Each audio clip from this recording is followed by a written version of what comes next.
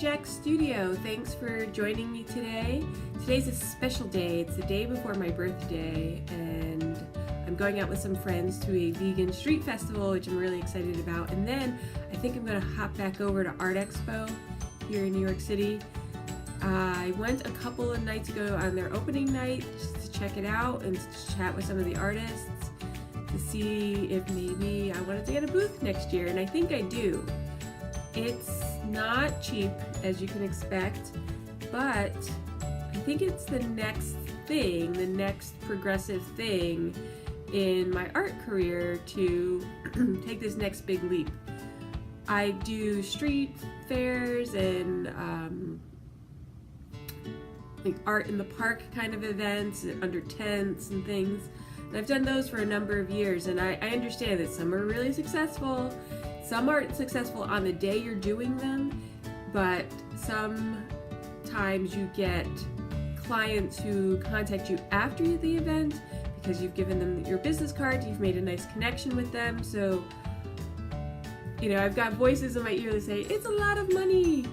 What do you think? And that imposter syndrome that, if you've read Neil Gaiman's speech about being an imposter. So I've got that in my head, but then I've also got this gosh golly, let's give that a go. So we'll see. So I like birthdays. I like celebrating other people's birthdays a lot. For the most part, I don't think I've ever been upset about any of my birthdays. When I turned 30, when I turned 40, I didn't have that doom and gloom emo girl thing, which I could have on other subjects, but birthdays excite me. I feel like it's it's like New Year's. You get a new start to something. And FYI, so my actual birthday is in April, but I also consider July 4th my birthday. It was the day years and years ago that I decided to become fully vegan, moving from vegetarianism. And so I feel like that's a renewal too in July 4th, but back to April. So I've got a list here of things that I would love to see happen in this next year. So things I started this year or maybe didn't and want to see if I can progress them. And there's no time like the present, right?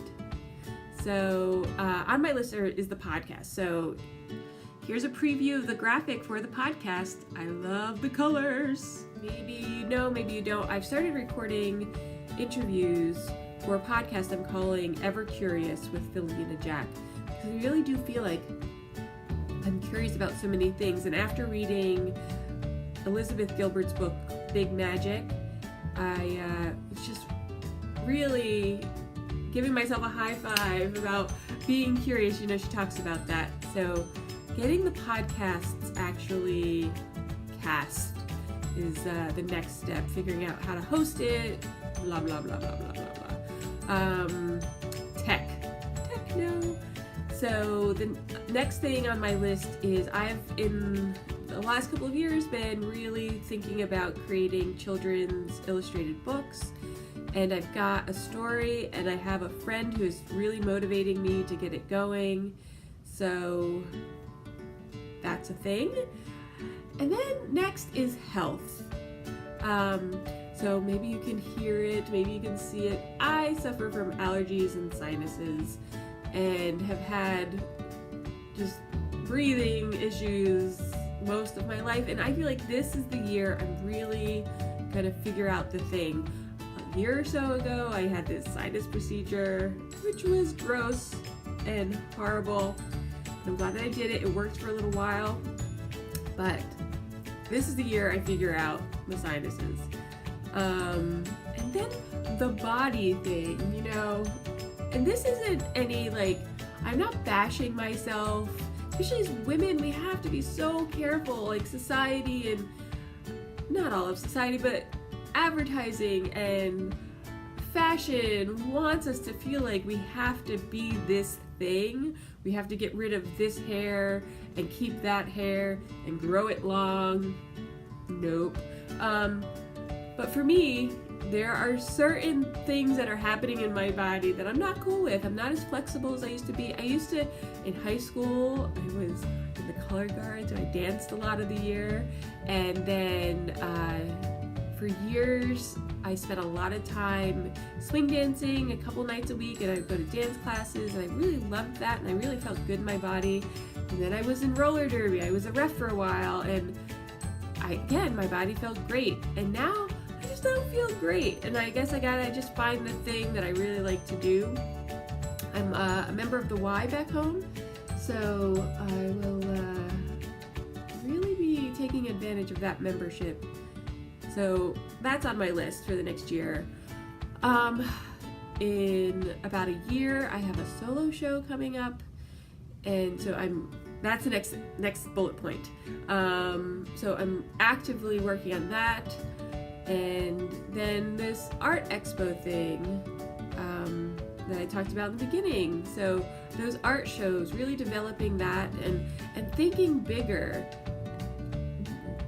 I don't know if that's painting bigger, but definitely raising my prices and expanding my network of people who want to see my art. So that's definitely huge this year. That, is the main focus, is because I want to be a philanthropist.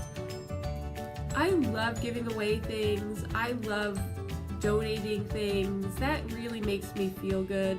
But in the big picture, I want to be able to give away a lot of money and help causes.